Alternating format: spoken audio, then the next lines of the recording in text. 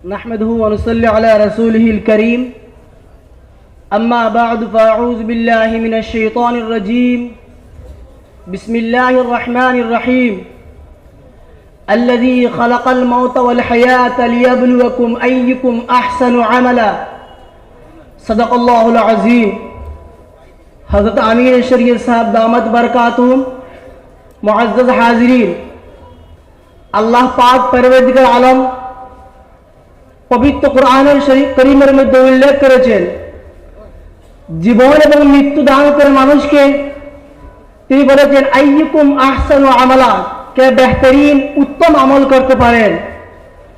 মানুষের জীবনের সংজ্ঞাটা হলো তার জন্ম থেকে মৃত্যু পর্যন্ত মানুষের যে সময়কাল পেয়ে তাকে অতিবাহিত করে সেটাই তার জীবন।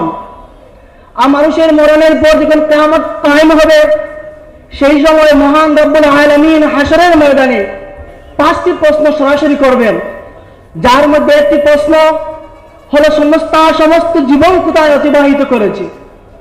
সমস্ত জীবনের সংজ্ঞা, সমস্ত জীবনের হিসাব নেওয়ার পর স্পেশাল বলে মহান রব্বুল আলামিন ওয়ান শাবাবিহি ফীমা আবলা, তার যৌবন কালটা কি এর মধ্যে অতিবাহিত করেছে তারও হিসাব দেওয়ার জন্য আল্লাহ প্রশ্ন করবে। অনুরূপভাবে কঠিন হাশরের মাঠে আল্লাহর আরশের ছায়া ব্যতীত অন্য কোনো ছায়া থাকবে না। সেই সময় 7 ব্যক্তিকে আল্লাহর আরশের ছায়ার মধ্যে জায়গা দেওয়া হবে। তার মধ্যে একজন ব্যক্তি ওই যুবক যেটা যৌবন কালটা আল্লাহর রাস্তার মধ্যে, আল্লাহর দিনে, আল্লাহর ইবাদতের মধ্যে সে ব্যয় করেছে। সুতরাং একদিকে কিয়ামতের দিন আল্লাহর প্রশ্নের জবাব দিতে গিয়ে তার যৌবন কালটা কোথায় মধ্যে ব্যয় করেছে তার হিসাব দিতে হবে।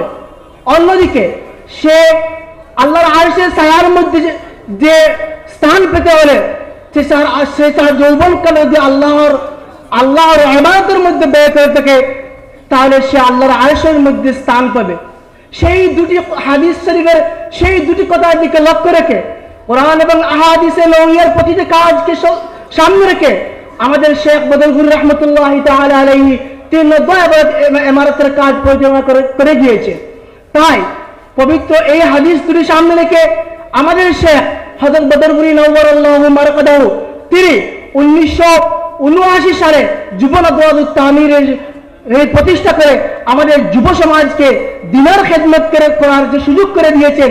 এজন্য কিয়ামতের দিন মহান কঠিন হাশরের মাঠে সে যেন আল্লাহর প্রশ্নের উত্তর দিতে পারে, কঠিন হাশরের মাঠে আল্লাহর আরশের ছায়ার মধ্যে সে যেন স্থান পেয়ে যায়।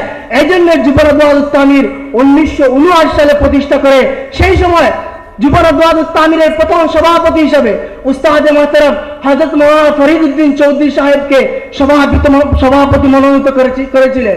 তাই সেই সময় থেকে অদ্যাবধি আমরা যুব নদওয়াতুত তামিরের ব্যানারে কাজ করে আসছি, যা দ্বীন এবং ইসলামের কাজও বটে। আমাদের যুব সমাজের দায়িত্ব, কর্তব্য হলো আমাদের জীবন যাতে আল্লাহর দিনের মধ্যে অতিবাহিত করি। আমরা কোরআন এবং আহাদিসে নবওয়ী মোতাবেক আমাদের দিনকে আমাদের জীবনকে অতিবাহিত করতে পারি। শুধু সজ্জন মণ্ডলী, যুবক, তরুণ বন্ধুবর্গ, আমাদের জীবন, আমাদের যৌবন কালটা যাতে কোরআনী জিন্দগি হয়ে থাকে। পাশাপাশি এই দেশে আমাদের বসবাস করতে হলে কোরআনী জিন্দগি, এক হাতে কোরআন এবং অন্য হাতে আমাদের সংবিধান থাকতে হবে। চলুন আমরা কোরআনী জিন্দগি আমাদের মধ্যে প্রতিষ্ঠিত করে এবং সংবিধান মোতাবেক এই ভারতবর্ষে আমরা এই জীবন যাপন করতে পারি। এই সংবিধান আমাদেরকে অধিকার দিয়েছে, বেঁচে থাকার অধিকার দিয়েছে, ধর্মের অধিকার দিয়েছে, শোষণের বিরুদ্ধে রুখে দেওয়ার অধিকার দিয়েছে এই সংবিধান। আমরা কোরআন জানবো, সংবিধান বুঝবো। আমরা কোরআন বুঝবো, সংবিধান জানবো, কোরআনী জিন্দগি আমাদের মধ্যে আনবো, আহাদিসে নবওয়ী রঙে রঙ্গিত করবো আমাদেরকে। পাশাপাশি সংবিধানকে আমরা সঙ্গে নিয়ে চলবো।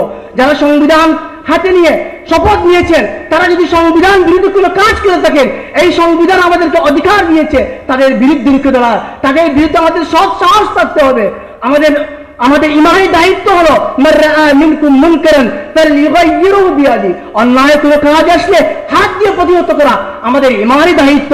সুতরাং কোরআন বিরোধী কোনো কাজ আসলে যেভাবে আমরা হাত দিয়ে প্রতিহত করব, আমরা তার বিরুদ্ধাচরণ করব, অনুরূপভাবে সংবিধান বিরোধী কাজ যদি আমরা আসে আমরা দেশের নাগরিক হিসাবে আমাদের নৈতিক দায়িত্ব এবং কর্তব্য হিসাবে আমরা সংবিধান বিরোধী কাজকে প্রতিহত করব। আমাদের ইমানি দায়িত্ব, আমাদের সংবিধানিক দায়িত্ব, সংবিধান আমাদের সেটা অধিকার দিয়েছে। আমরা অধিকারকে সঙ্গে নিয়ে কোরআনী জিন্দগি আমাদেরকে প্রতিষ্ঠিত করে আমরা সবাই এক হয়ে নেক হয়ে এই ভারতের মধ্যে শান্তি প্রতিষ্ঠা করে এই দেশ ভারতবর্ষে আমাদের এই দেশে আমরা শান্তিতে বসবাস করার জন্য সবাইকে এগিয়ে আসার আহ্বান জানিয়ে, কারণ দেশপ্রেম আমাদের নবী শিখিয়েছেন, দেশপ্রেম আমাদের নবী আলাইহিস সালাম আমাদেরকে জানিয়ে দিয়েছেন। নবীর সেই কর্মজীবনকে আমাদের মধ্যে প্রতিফলিত করে আমরা জীবনকে এগিয়ে নিয়ে যাব। এই আহ্বান জানিয়ে যুব সমাজের প্রতি আমি আমার ক্ষুদ্র বক্তব্য এখানে শেষ করলাম। ওয়া আখিরু দাওয়ানা আলহামদুলিল্লাহি রাব্বিল আলামিন।